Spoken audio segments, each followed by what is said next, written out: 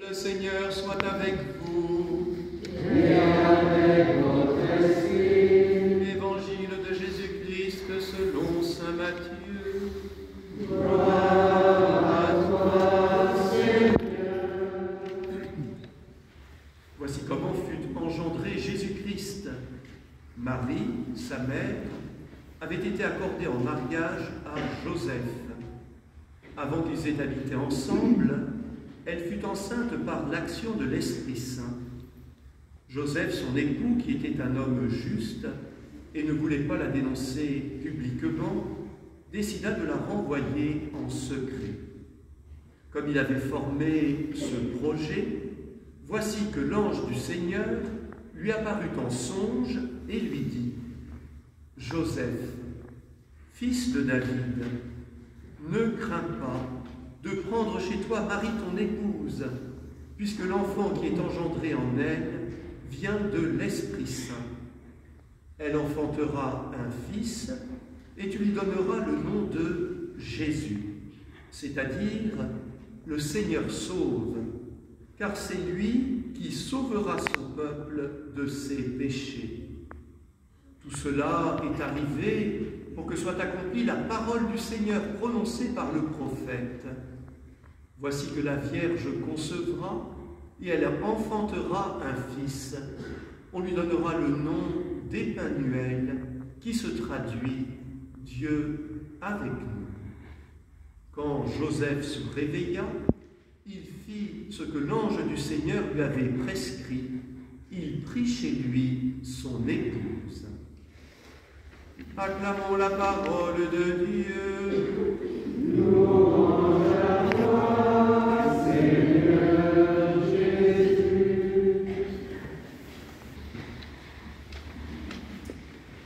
Il est bon de vivre notre ligne droite vers Noël avec la figure de Saint Joseph. Alors je suppose que tout le monde aime Saint Joseph, mais j'ai quand même constaté dans le peuple catholique, au moins en France, dans tous les cas, ces 50 dernières années, on n'a pas beaucoup donné Joseph comme prénom. J'ai eu la joie, là, hier encore, de voir un tout petit enfant prénommé Joseph. Je me suis dit, mais qui aujourd'hui porte le prénom de Joseph, des gens connus? Pas trouvé beaucoup. Ah ben si, Joe Biden, le président américain, Joe, c'est Joseph. Je me suis dit aussi, parce qu'on ne peut pas regarder que du côté des États-Unis, mais Staline, son prénom c'était Joseph. Bon, ça ne lui a pas tellement réussi. Voilà. Et puis peut-être d'autres. Alors j'espère que le peuple chrétien va reprendre goût à donner ce très beau prénom de Joseph. Alors, ce Joseph, d'abord, il y en a plusieurs dans la Bible. Bien sûr, Saint Joseph. Mais derrière Saint Joseph, il y a deux grands personnages qui ont directement inspiré Saint Joseph. D'abord, il y a le premier Joseph de la Bible, le patriarche. Alors, le patriarche Joseph, on va réviser nos généalogies bibliques. Il est le fils de Jacob, c'est-à-dire le petit-fils d'Isaac, c'est-à-dire l'arrière-petit-fils d'Abraham. Et ce Joseph, eh bien, il a été trahi et abandonné par ses frères. Il était jaloux de lui. On l'a mis dans un trou. Il a été emmené comme esclave en Égypte. Et là-bas, Dieu va se servir de ce patriarche Joseph pour devenir premier ministre de Pharaon et finalement sauver son peuple de la famine. Et dans le récit de ce patriarche Joseph, ça se trouve dans le livre de la Genèse, les songes, c'est-à-dire les visions nocturnes, les messages de Dieu dans le sommeil, tiennent une grande place. Et puis la sagesse de ce patriarche Joseph est très grande. Alors, vous voyez, notre Saint Joseph tient, de par son prénom, de ce grand patriarche. Et puis, quand l'ange, dans ce songe, s'adresse à Joseph, il l'appelle Joseph, fils de David. C'est essentiel. C'est-à-dire que notre Saint Joseph est de la lignée de David. Le roi David est son aïeul. Et certainement, du roi David, Joseph a reçu toutes les qualités de ce grand roi. C'est-à-dire d'abord la ferveur, le courage, la confiance en Dieu, l'intrépidité, la capacité de se battre pour protéger son peuple.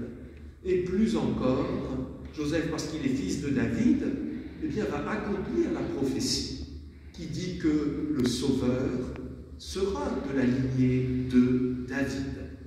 Vous voyez, notre Saint Joseph a de qui tenir, du patriarche Joseph, du roi David, et en plus, on vient de lui accorder en mariage cette jeune fille, Marie, resplendissante, belle, rayonnante, pieuse.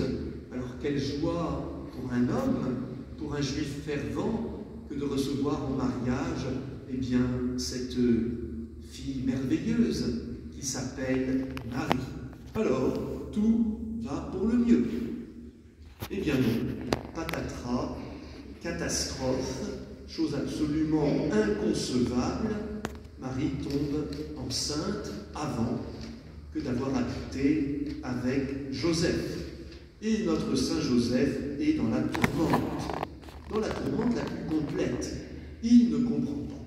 Il n'a pas d'explication humaine. Toutes les hypothèses qu'il peut faire, aucune ne correspond à ce qu'il connaît de la Vierge Marie, de Marie, sa femme, et en même temps, le fait est là. Marie est enceinte. Alors, devant ce fait incompréhensible, Joseph va prendre une décision humaine étrange. Étrange. D'une certaine manière, la moins mauvaise décision qu'il pouvait prendre sans les lumières divines. Il va décider de la répudier, mais en secret. C'est tout à fait contraire à la loi juive, c'est-à-dire la loi de Dieu.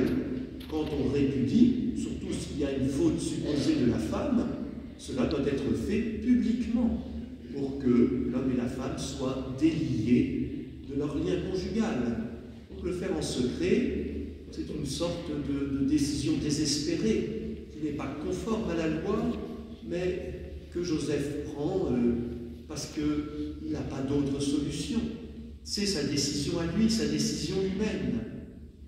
Mais il a la sagesse de ne pas la mettre immédiatement à exécution, cette décision.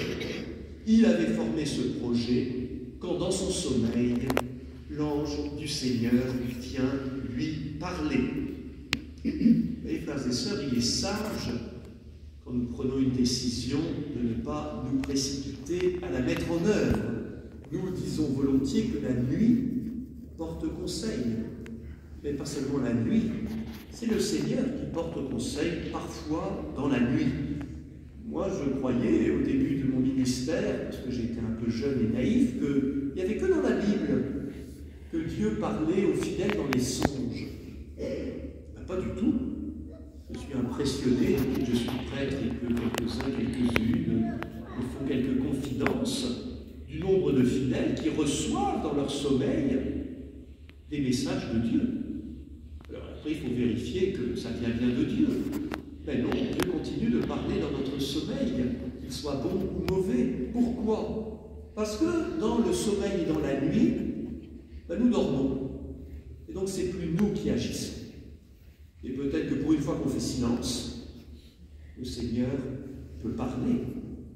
Et c'est ce qu'il fait avec Joseph, qui a eu la sagesse de ne pas se précipiter.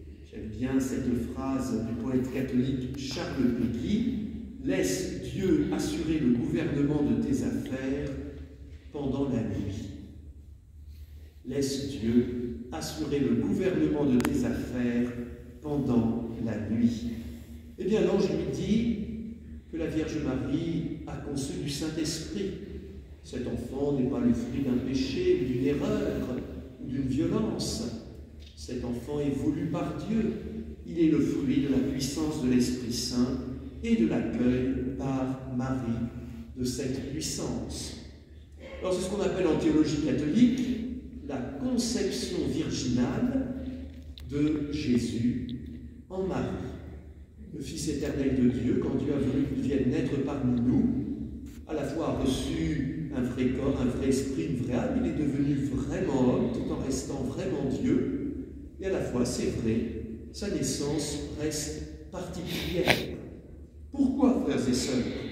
Pourquoi ce qui peut nous paraître une étrangeté, voire peut-être quelque chose d'impossible, qui serait une sorte de manière de parler, ou peut-être une petite mythologie chrétienne?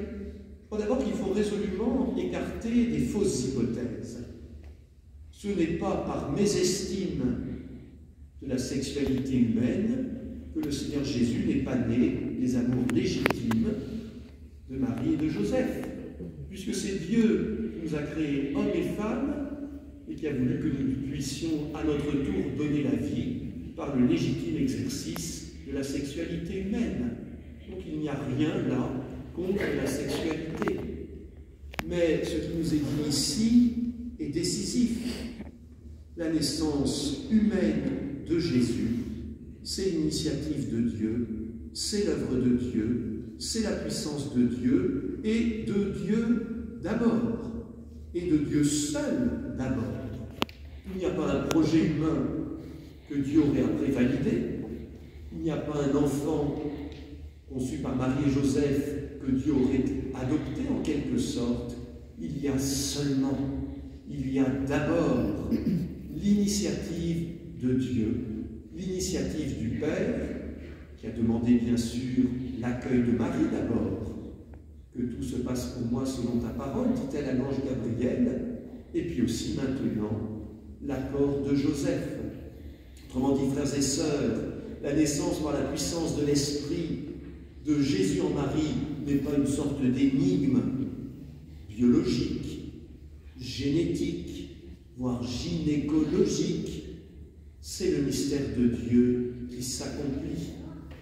Et cette puissance de Dieu est réelle.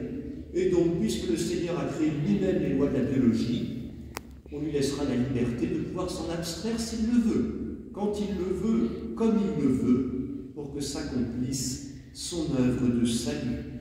Et au fond, c'est cela que Joseph reconnaît, parce qu'il reconnaît la présence de Dieu à travers le message de l'ange.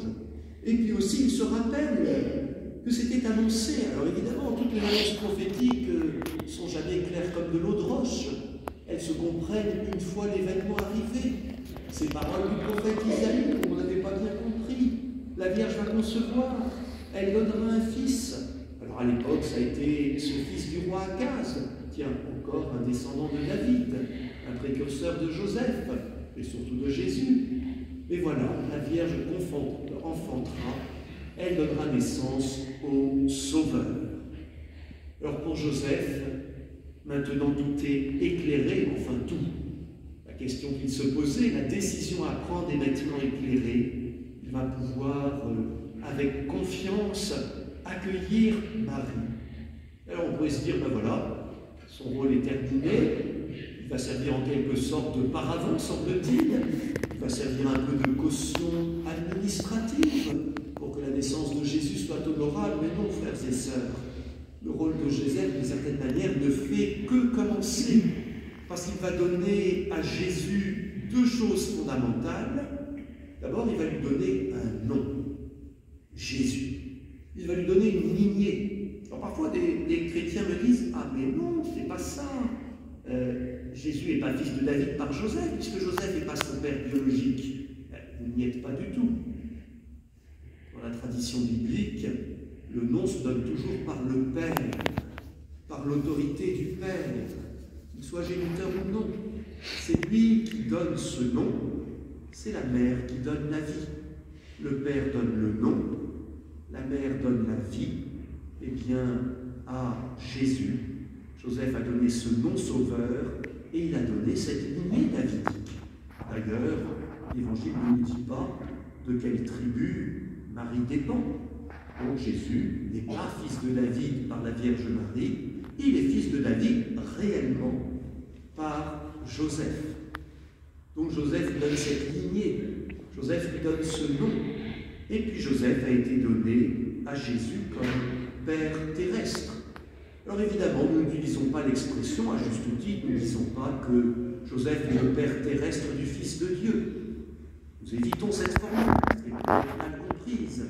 Et en même temps, très réellement, Joseph a été donné à Jésus comme papa humain, évidemment, et qui lui a appris ce qu'un papa essaye d'apprendre à son enfant. Et c'est aussi à l'école de Joseph, eh bien, que Jésus a grandi réellement, humainement. Il a appris tout ce qu'un papa apprend, jusqu'à d'ailleurs prendre le métier de Joseph, charpentier. Et on dira de Jésus, il est le fils du charpentier, il est le fils de Joseph de Nazareth. Voyez donc quel homme choisi par Dieu a été Saint Joseph, pour qu'il ait été jugé digne d'être celui qui sera le protecteur de la Sainte Famille, ce papa humain donné à Jésus. Alors demandons, pour terminer, à Saint Joseph de nous guider avec la Vierge Marie dans ces derniers jours jusqu'à Noël, et demandons-lui peut-être deux choses précieuses. La confiance. Ne crains pas. Ne crains pas, a dit l'ange à Joseph. Et Joseph a accueilli cette parole. Il a accepté de laisser tomber ses craintes et ses peurs. Frères et sœurs, ne craignons pas. Ne crains pas ce qui t'arrive dans ta vie et qui te bouleverse. Le Seigneur est présent. Voilà la première leçon à tirer de Saint Joseph, la confiance renouvelée en Dieu. Et la deuxième, le silence. Joseph se tait. Joseph est un taiseux, comme tous les hommes, paraît-il, ou la plupart. Mais dans ce silence, il laisse parler Dieu. Puissions-nous ralentir un peu dans les jours qui viennent, faire silence en nous à l'école de Joseph, pour que Dieu puisse parler et pour que nous puissions accueillir dans la joie le Seigneur qui vient. Amen.